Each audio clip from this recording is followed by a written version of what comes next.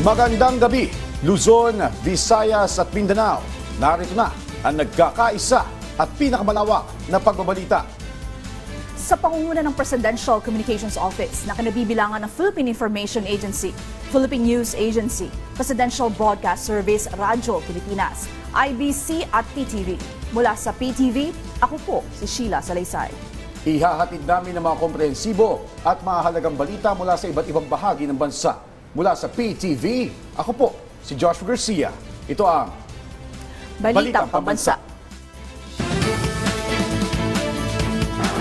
Ngayong gabi sa Balitang Pambansa, kasong direct assault, isasampa laban sa common law wife ni dating Pangulong Rodrigo Duterte na si Hanilet Avancenia sa pananakit sa isang babae miyembro ng Special Action Force. Dating Executive Secretary Salvador Medialdea, posibleng maharap naman sa kasong obstruction of justice. Criminal Investigation and Detection Group Director Major General Nicolas Torre III inilatag at tiniyak na natupad ang lahat ng legal na pangangailangan sa paghahain ng arrest warrant kay dating Pangulong Duterte. Philippine National Police pinasinungalingan at tinawag na fake news ang mga naglabasang social media posts na mababa ang moral at umiyak ang mga pulis sa pagdadala kay dating Pangulong Duterte sa The Hague, Netherlands. Senador Bato de la Rosa, susunod na nga ba na hahainan ng arrest warrant? At BSP, naniniwala makakabuti sa ekonomiya ang pagkakaaresto kay dating Pangulong Duterte. Una po sa ating mga balita, posibleng maharap sa kasong direct assault ang common law wife ni dating Pangulong Rodrigo Duterte na si Hanilet Avancenia dahil sa pagpukpok sa isang pulis, habang ikinakasa na rin ang kasong obstruction of justice laban kay dating Executive Secretary Salvador Medialdea. Ang detalye sa Balitang Pambansa ni Rod Lagusad ng PTV Manila. Kasunod ng pagkakaaresto kay dating Pangulong Rodrigo Duterte matapos maglabas ng warrant of arrest ang International Criminal Court noong Martes, sasambahan ng kasong direct assault ng isang babaeng pulis ang common law wife ni Duterte na si Hanilet Avancenia. Kasunod ng umunoy pagpukpok ng cellphone nito sa kanya habang isinasagawa ang pag-aresto sa dating Pangulo. Ipinahagi ng Philippine National Police ang video ng sinasabing paghampas ni Avancenia sa naturang police personnel. Ayon kay PNP spokesperson Police Brigadier General Jean Pajardo, nagtamo ng malaking bukol sa noo ang nasabing pulis. Sila po ang nag-restrain doon po kay Ma'am Hanilet at dan po sa kanilang anak para po ilayo pansamantala o mag-give way. Kailangan po kasi nating ibuka yung pwesto po kasi nandun po sila sa paligid po ng ating dating Pangulo. So kailangan lang po silang iigilid, iset aside para po makalapit po yung mga pulis po natin na mag-a-assist po kaya sa ating dating Pangulo. Anya sa ngayon ay nakalabas na ng ospital ang naturang police personnel. Dagdag pa ni Pajardo, sa kabila ng mga mura at panlalait na kanilang tinanggap ay nagpatupad sila ng maximum tolerance sa gitna ng tensyon. Posibleng maharap din sa kasong obstruction of justice si dating Executive Secretary Salvador Medialdea dahil sa umunoy pagpigil sa mga pulis na makalapit sa dating Pangulo para dalhin ito sa bus na maghatid sa kanya sa eroplanong patungong The Hague. No less than General Torre ay hinawakan na po siya at binasahan po siya ng kanyang kakapatan na he has the right to remain silent and he is being charged for obstruction of justice po. So kaya po siya pinusasan at dinala po sa loob po ng bus. But eventually, nung nandun na po siya sa loob ng bus, ay tinanggal din naman po yung posas. Out of, again, human consideration. But again, General Torre, to his mind, he has to enforce the law. Ayon pa kay Pajardo, para mabawasan na ang tensyon, ang mismong dating Pangulo na ang nagsabi na sasama ito. We would like just to clear lang po kung ano yung naging participation po ng PNP ay to extend lang po police assistance, particularly in serving po yung Interpol notice to our former president. It is our opinion, ma'am, na nasunod po yung proseso. Kaya nga sabi ko nga sa iyo, we exercise maximum tolerance o kung may mas higit pa sa maximum tolerance po, ay yun po ang ginawa po ng PNP. Binigyang pagkakataon din na ma-check ang kalagayan ni Duterte ng kanilang sariling doktor bukod pa sa mga doktor ng Philippine Air Force at PNP. Pinabulaan rin ni Pajardo ang kumakalat na nagsasabing umiyak ang ilang mga pulis. ang sinasabi po nila ay umiiyak po yung pulis. Hindi po totoo yun. At ang sinasabi nilang mababa po yung moral ng pulis, hindi rin po totoo yun. At sa mga lumalabas na mga video, ang pakiusap po natin, huwag po tayong basta-basta maniwala. Ang PNP po ay nakafocus po sa pagpapatupad po ng aming mandato. Sabi nga natin, mission accomplished, kaya mataas ang moral ng pulis natin. Binigyang din ni Pajardo na nananatiling profesional ang PNP sa kanilang trabaho na ipatupad ang batas. Mula sa PTV Manila, Rod Lagusad, Balitang Pambansa. Ikinatuwa ni Senator Antonio Trillanes ang unti-unting pagkamit ng hustisya ng mga umano'y biktima ng extrajudicial killings sa panahon ni dating Pangulong Rodrigo Duterte. Samantala, dumipensa si Senator Ronald De La Rosa sa impormasyong nagtatago siya noong kasagsagan ng pag-aresto kay Duterte. Ang detalye sa Balitang Pambansa ni Daniel Manalastas ng PTV Manila. Para kay dating Senador Antonio Trillanes, natutuwa siya para sa pamilya ng mga umano'y na biktima ng extrajudicial killings sa panahon ni dating Pangulong Rodrigo Duterte matapos mailipat sa kustodiya ng International Criminal Court ang dating Pangulo. Ngayon po, ito naman ay talagang natuldukan po kahit papaano ang isang napakahabang biyahe, pagkikipaglaban po para sa karapatan po ng mga kababayan natin at sa papanagutin ang mga nagkasala na mga leader ng ating bayan. Para sa dating senador na complainant sa ICC, patuloy ang kanilang pagkalap ng ebidensya dahil may iba pang nadadawit sa kaso katulad ni Senador Ronald De La Rosa at iba pang nanguna sa madugong drug war. Pero kailan nga ba posibleng lumabas ang warrant of arrest ng ICC para sa iba pang nadadawit? Hindi natin alam yan, pero sa tansya ko mga ilang buwan pa bago lumabas yan. Inuna nila siguro muna, binigyan nila ng prioridad. Kaya ganon. Pero ano yan kasi pag titignan mo yung gravity of the offense, magkaparehas ang role ni Bato at ni Digong. May mensahe naman si Trillanes kay Duterte matapos itong madala sa The Hague. Itong kay Duterte, ang mensahe ko ay gamitin niya itong mga panahon na ito na magnilay-nilay, tanggapin niya yung pagkakasala niya at i-purify niya yung kaluluwa niya kasi kailangan niya yan para mas matanggap niya yung kanyang kapalaran. Nasa kanila yan. Okay. Pero syempre, it will be a bad look for the Senate.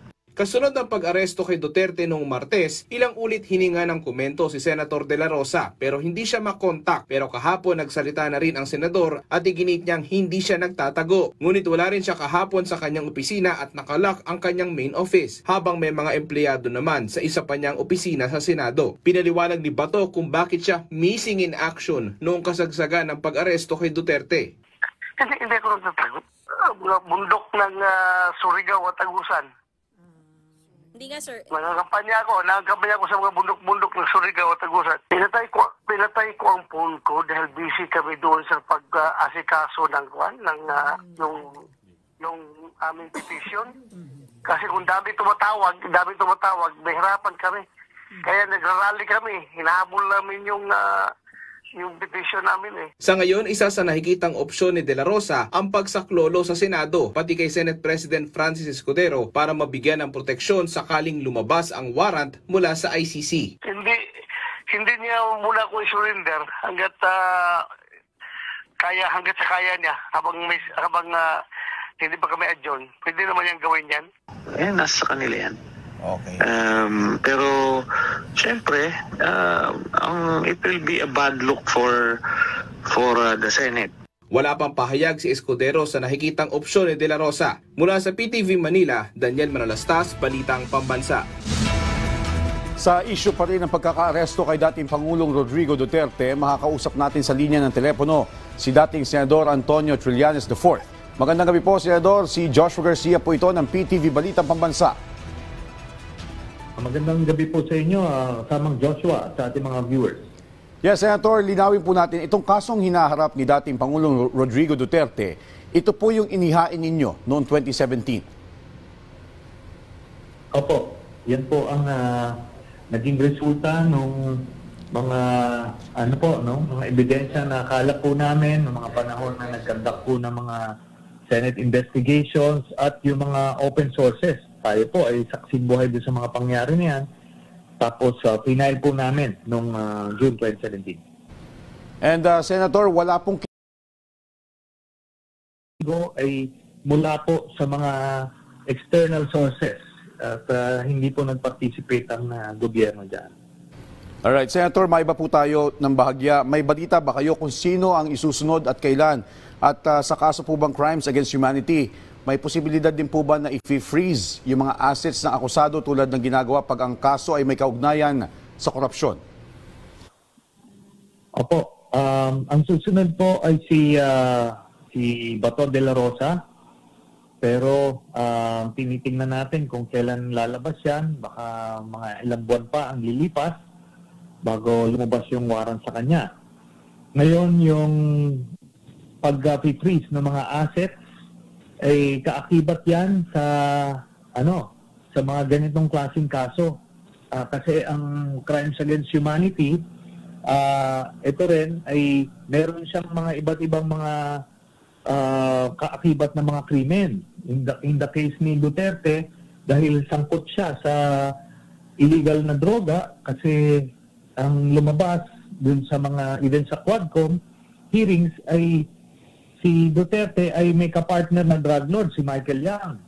Kaya sila nag-war on drugs para patayin nila yung kompetensya nila at para takutin yung lipunan. At ganun din yung iba't ibang sektor para hindi sila imbestigahan. Ngayon, marami silang nakalap na pera through corruption at yung pag-import ng illegal na droga. Kaya yung mga pagkaperahan na yan ay eventually kailangan ma-freeze at kung mapapatunayan na guilty siya sa crimes against humanity, gagamitin itong mga pera na ito para sa reparation dun sa mga pamilya ng mga namatay.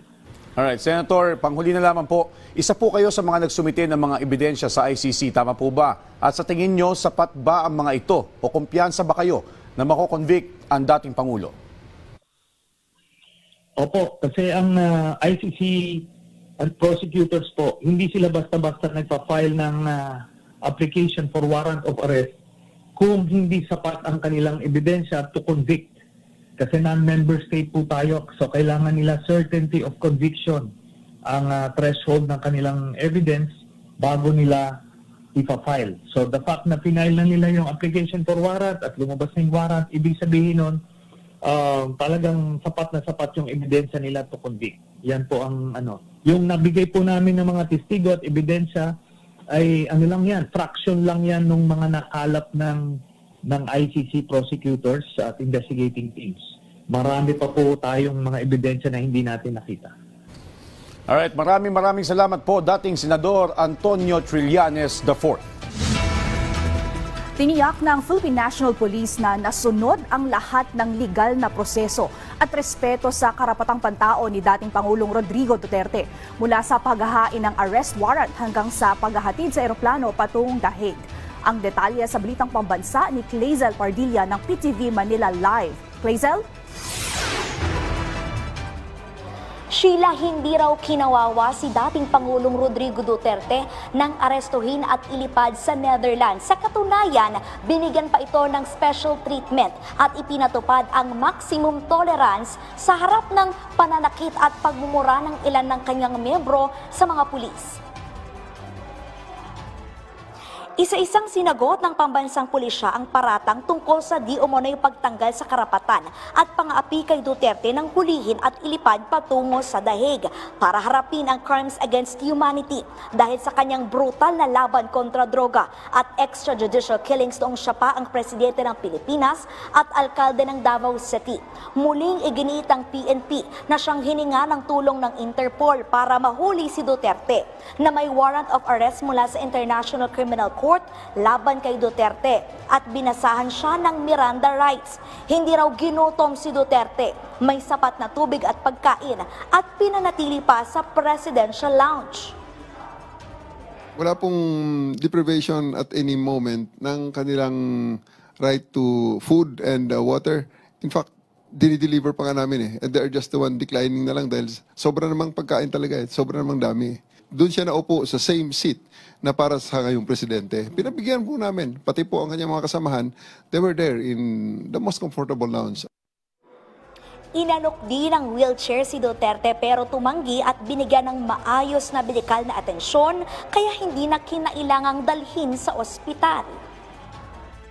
Sir, sa ospital, ikaw i-examinin din lang ng mga doktor na ito. Ang mag-iiba lang is yung location. Pero ang gagawin sa iyo is exactly the same. Dahil andito naman lahat ng mga gamit. So, sinasabi nila kailangan na ng ECG? Full check-up, ECG, pating ECG machine, ipinasok natin doon. Kayo lang po, sir, ang special treatment na ito. Hindi raw hinawakan si Duterte at tanging kanyang mga bodyguard, nurse at miyembro ng pamilya ang nakadaupang palad ng dating Pangulo. Sa kabila ito ng pagmumura at pananakit umano ng kampo ni Duterte sa mga pulis na nagresulta pa ng malaking bukol sa ulo ng isang babaeng pulis matapos pukpukin ng asawa ni Duterte na si Hanilet Avancenia. Ginalang yung kanyang karapatan habang inaaresto siya at dumaan sa tamang proseso yung aresto. At kami, pinapatunayan namin yan. At hindi lang naman salita ito eh. May kita talaga natin sa mga video na talaga maximum tolerance ang ating pamahalaan. Sa huli, binigyan diin ng PNP na ang mga nangyaring ito kay Duterte ay magbibigay daan para magsimula na ang patas na judicial process at mapatunayan kung inosente ba talaga si Duterte o may responsibilidad sa pagkamatay noong kanyang administrasyon. Ang mga judge na yan ay mga foreigner. Pero ang complainants dyan ay mga Pilipino. Ito yung mga Pilipinong nung panahon ni PRRD ay walang nakitang pag-asa sa judicial system, sa judicial processes sa bansa natin ng mga panahong yon. Kaya pumunta sila sa ICC. Kasi nakita nga nila, sitting senator and former justice secretary nakakulong eh. So, ito yung mga taong walang kakayahan na lumaban at wala na nakitang pag-asa kaya pumunta sa ICC. Sheila, si Torre na minura ni Kitty Duterte palalagpasin na raw at hindi na magsasampa ng kaso laban sa anak ng dating Pangulo. Yan na muna ang pinakahuling balita. Balik sa iyo, Sheila. Maraming salamat, Clazel Pardilla. Pinayuhan ng ilang kongresista ang kanilang kapwa mambabatas na Senador Ronald Bato de la Rosa na harapin ang kanyang kaso. Ayon sa House Deputy Minority Leader Franz Castro, tama lang ang ginawa ni Pangulong Ferdinand R. Marcos Jr. na pakikipagtulungan ng administrasyon sa Interpol ukol sa pag-aresto kay dating Pangulong Rodrigo Duterte sa bisa ng warrant of arrest mula sa International Criminal Court. Hindi sang-ayon si Castro sa sinabi ni Senador Ronald Bato de la Rosa na nakakaramdam siya ng betrayal dahil ipinangako noong administrasyon na hindi makikipag-cooperate sa ICC. Giit ni Castro, hindi ito tungkol sa ilang tao lang, kundi mas mainam pagtuunan ng pansin ang hustisya. Binigyan diin naman ni House Assistant Majority Leader Ernix Jonicio at Jay Kong-hun na hindi sa ICC nakipag-ugnayan ng administrasyon, kundi sa Interpol. Tiniyak ng pamahalaan ang pagbibigay ng tulong kay dating Pangulong Duterte. Sa pakikipag-ugnayan ng embahada, nabigyan si dating Executive Secretary Medjaldea na 15 araw na visa bilang legal counsel ng dating Pangulo at pinayagang bumisita sa kanyang ICC Detention Center. Una nang ipinaabot ng embahada sa ICC at sa Netherlands Ministry of Foreign Affairs ang pangangailangang tutukan at bantayan ang medikal at pisikal na kalagayan ng dating Pangulo. Dahil dito, sa kanyang pagdating, isang ICC nurse na bahagi ng reception party ang nakipag-ugnayan sa personal na nurse ng dating Pangulo para i-monitor ang kalusugan at mga pangangailangan medikal ng dating Pangulo. Binigyan din siya ng mga pangalan at contact number ng mga opisyal ng embahada na pwedeng tawagan para sa anumang tulong na kanyang kakailanganin. Samantala, magandang balita naman. Siniguro ni Pangulong Ferdinand R. Marcos Jr. na lalo pang pagbubutihin at pabibilisin ang proseso sa pagnenegosyo. Ito ay matapos maaprubahan ang mahigit sa 4 na trilyong pisong halaga ng puhunan na magbibigay ng daang-daang libong trabaho. Nagbabalik si Clazel Pardilla ng PTV Manila. Mas maraming trabaho, murang supply ng pagkain at mas abot kayang kuryente. Iyan ang inaasahang resulta mula sa inaprobahang investment ng administrasyon ni Pangulong Ferdinand R. Marcos Jr. Ayon sa Pangulo, nasa 187 investment project na katumbas ng higit 4 na trilyong piso ang nasertipikahan ng Bureau of Investments sa pamamagitan ng One-Stop Shop Action Center for Strategic Investments. Kabilang dito ang mga proyektong magbibigay ng malinis na kuryente, magtitiyak sa produksyon ng pagkain, digital infrastructure at manufacturing. 45 rito ay mga dayuhan ang mga nagmamay-ari mula sa Denmark, Netherlands, Singapore at iba pang bansa. Sa ngayon, 6 sa mga ito ang operational na at nag-aambag sa pagpapalago ng ekonomiya at daan-daan libong trabaho. Inahasahan po na makakalikha ang investment na ito ng halos 300,000 trabaho para sa ating mga kababayan. Hindi lamang po ito trabaho, kung hindi makabuluhang oportunidad para sa mas maayos at mas maginhawang buhay. Makakatulong din po ang dumaraming investment upang mapababa ang presyo ng mga serbisyo at bilihin dahil sa kompetisyon. Kasama na po dyan ang mas maayos na transportasyon, enerhiya, komunikasyon, dulot ng mga makabagong teknolohiya mula sa namumuhunan. Siniguro ni Pangulong Ferdinand R. Marcos Jr. na lalo pang pagbubutihin at pabibilisin ang pagproseso sa pagninegosyo. Halimbawa dyan ang patuloy na pagpapatupad ng Executive Order No. 18 na nagbibigay ng green lane sa mga nais mamuhunan.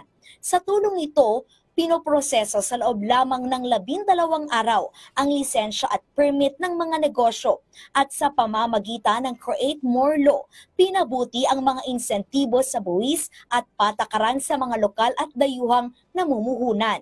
The goal is simple, less red tape, more action, more results, more success, more quickly. We want investments to come in, projects to break ground faster, jobs to reach our people sooner.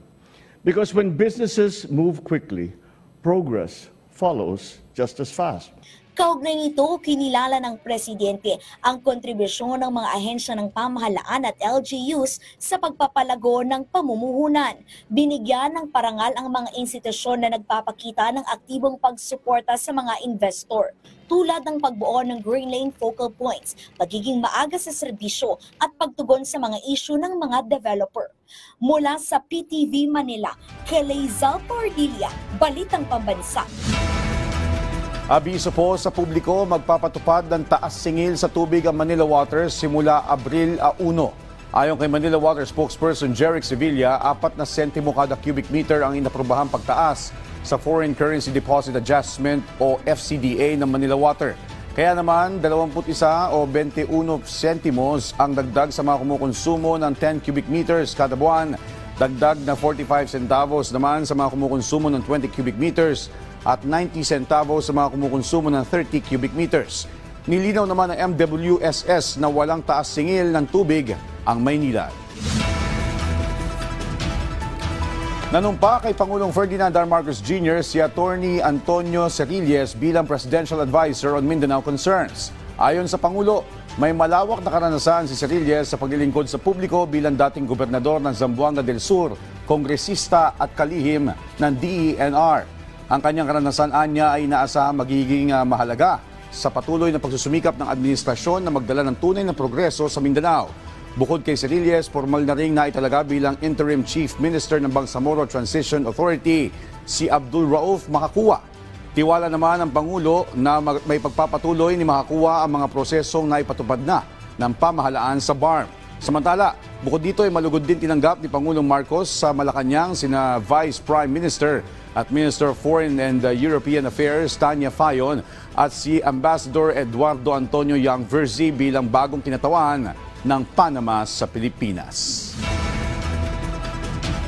Tiniyak ng Commission on Elections na walang dayaang magaganap sa darating na Hatol ng Bayan 2025. Ito ang naging tugon ng COMELEC sa patutsada ni Vice President Sara Duterte. Ang detalye sa Balitang Pambansa ni Luisa Erispe ng PTV Manila. Nanindigan ng Department of Justice na legal ang pag-aresto kay dating Pangulong Rodrigo Duterte alinsunod sa arrest warrant ng International Criminal Court na ipinarating sa Pilipinas ng International Police Crime Organization o Interpol. Sa inilabas na pahayag ni Assistant Secretary Nico Clavano, tagapagsalita ng DOJ, batas man ng Pilipinas o international law, walang mali sa ginawang pag-aresto kay Duterte. Giit pa ng DOJ, nagkaroon ng due process at hindi rin napabayaan ang karapatang pantao ng dating presidente sa ginawang pag-aresto sa kanya. Katunayan, naging mapayapa pa nga niya ang pag-aresto kay Duterte at naging profesional. At sa ginawa namang pagdala ng Pilipinas kay Duterte sa The Hague, sabi dito ng DOJ, alinsunod din ito sa batas mismo ng Pilipinas. Sinang-ayunan rin ng isang international law expert ang mga hakbang ng Pilipinas sa pag-aresto kay Duterte. Natural lang na naging mabilis ang proseso at pagdala kay Duterte sa The Hague. Ito ay implementasyon ng warrant of arrest. Hindi naman siguro pwedeng pag nag-implement ka ng warrant of arrest, mag-shopping muna tayo or magbabakasyon muna, diba? So there is an urgency on this because the reason why there is an issuance of warrant of arrest is number one, there is a need to bring his person to the jurisdiction of the court to confirm his identity and to confirm the crime.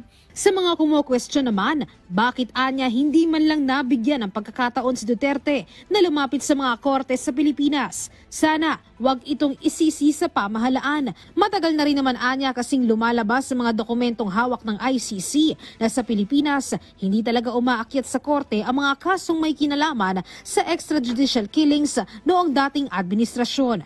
If they were not able to exhaust the remedies based on their lack of exercise or failure to exercise and failure to demand such during that time, so there can never be a time where we have to shift the burden and blame to the international court that is just, or even to the President of the Philippines, who is just doing also its prerogative or his prerogative as the President of the Republic of the Philippines. Makikita natin doon that the issue on whether the administration during that time was willing or unable to comply with its obligations. Kasi ang sinasabi doon is may mga records like sa local na NBI, etc. And ang mga records will show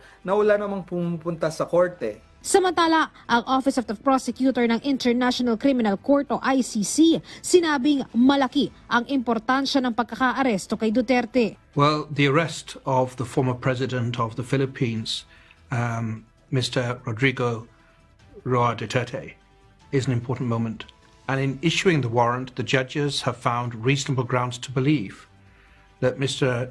Duterte has committed the crime of murder as the founder, as the head of the so-called Davao death squad, as the mayor of Davao City, and then later as the president of the Philippines. Giit din nila, patunay ito, may pangil pa rin ang international law at hustisya kapag nagtulungan ng iba't ibang bansa. And the fact that it's been executed is important to victims. It means a lot, I think, to victims. That's the feedback we've already received. And many say that international law is not as strong as we want, and I agree with that.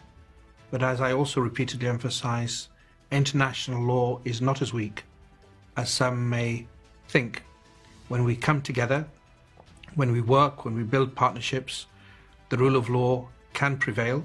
Pero pagtitiyak nila, sa ngayon, inosente pa rin si Duterte hanggat hindi siya nahahatulan ng korte. May pagkakataon pa rin siyang dumepensa at magbigay ng kanyang panig sa panahon ng paglilitis. Luisa Erispe, para sa Pambansang TV, sa Bagong Pilipinas. Samantala, tinututukan ng business community ang isyu ng pagpapaaresto ng International Criminal Court kay dating Pangulong Rodrigo Duterte kung may epekto ito sa ekonomiya ng Pilipinas. Ayon sa Philippine Chamber of Commerce and Industry, sa ngayon wala pa silang nararamdamang epekto sa negosyo pero patuloy silang magbabantay. Kumbinsido naman ang JCI o Junior Chamber International na wala itong epekto sa lokal na negosyo pero posibleng magkaroon ng trust issue sa pakikipagkalakalan sa ibang bansa. Para sa Women's Business Council, wala itong epekto sa ekonomiya basta't merong political stability sa bansa. Pero para kay dating Bangko Sentral Deputy Governor Diwag Gunigundo, maganda ang epekto sa ekonomiya ng pagkakaresto kay Duterte dahil ipinapakita nitong walang sinasanto ang batas ng Pilipinas pagdating sa pagbibigay ng hustisya.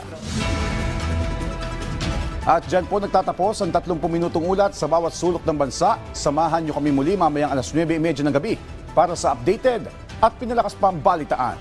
Mula sa PTV, ako po si Joshua Garcia. Ito ang pinalawak na puwersa sa pangunguna ng Presidential Communications Office, kabilang ang Philippine Information Agency, Philippine News Agency, Presidential Broadcast Service, Radyo Pilipinas, IBC at PTV. Mula sa PTV, ako naman po si Sheila Salaysay. Hatid sa inyo ang komprehensibong paghimay sa mahalagang usapin dito lang sa Balitang Pambansa.